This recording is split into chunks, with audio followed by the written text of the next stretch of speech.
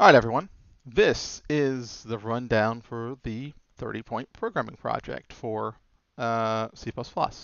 This is called Color Mixer, and this 100% does need nested compound ifs. The previous program could be used with nested ifs or compound ifs, uh, or it could not if you program it the way I showed you. This one, on the other hand, has to be compound or nested. There's no way you're doing this without that. So if we come over here and take a quick look, here's what I want you to do. Now, this doesn't require you actually printing or displaying any colors. It's just words for the most part. I want you to create a program that will ask the user to choose two words, or sorry, two colors from a list that they have. And it's going to display the color that would occur if the colors are mixed. So you have four colors to choose from. I've narrowed it down to four. I could have thrown out more, but that would have made the variations in the if statements a little more than I want to do here. There will already still be quite a lot of if statements. If you do it normally, there's going to be like 4, 5, 6, 7, 8, 9, 10, 11. There's going to be like 11 to 12 if statements at least here. So here's what happens. You display the colors. You ask them to pick two. So, type in color 1, type in color 2. And based on those choices they make, here are the outputs. If they choose red and red, well, it should display the color once this thing is mixed is going to be red. Obviously green, green, yellow, yellow, blue, blue. All that just makes the same color. Now, red and green will make brown, though it can be yellow depending on how the screen is displayed if you actually go through color mixers and stuff. But we'll just say it's brown for now. Red and yellow make orange.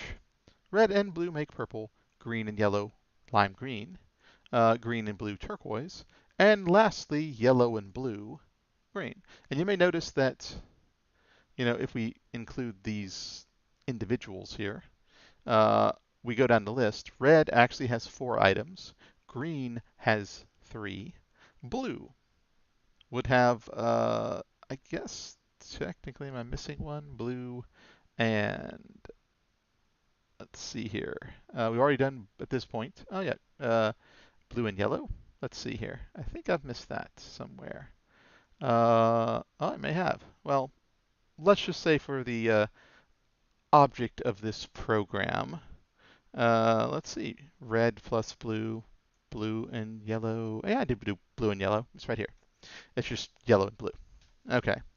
Well, anyway, let's reiterate here. You'll notice that there's 4 reds, there's a couple of greens, there's technically kind of 2 blues, and then there's a yellow, essentially.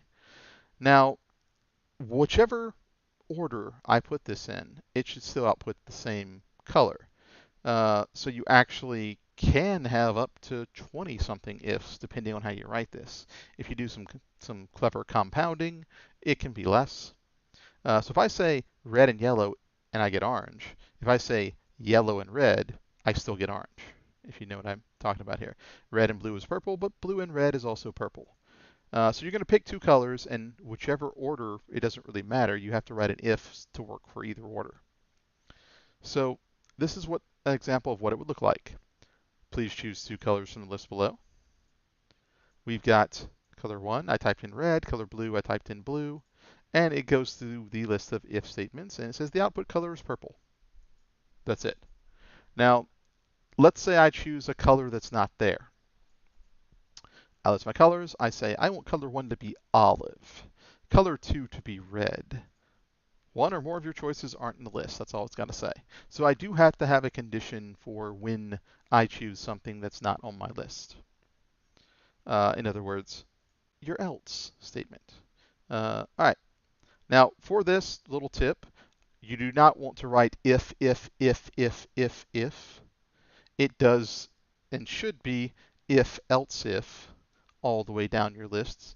And unless you are, even if you're doing compound, or nested ifs rather, you'd have an if and then some ifs inside of that for those colors. And then there would still be an else if outside and then some ifs inside of that. So it depends on how you want to do it. I'm not going to say you need to do it one way or the other, but I will say compound ifs are probably a little less difficult here. Uh, but you're free to choose whichever way you prefer. You can do it both ways if you want. That's entirely up to you. Once you're done, you, of course, as usual, submit it here and you're good to go. So that should be the rough rundown of what you have to do. It will not require any random number generation this time, just simply some input and a lot of ifs and comparisons.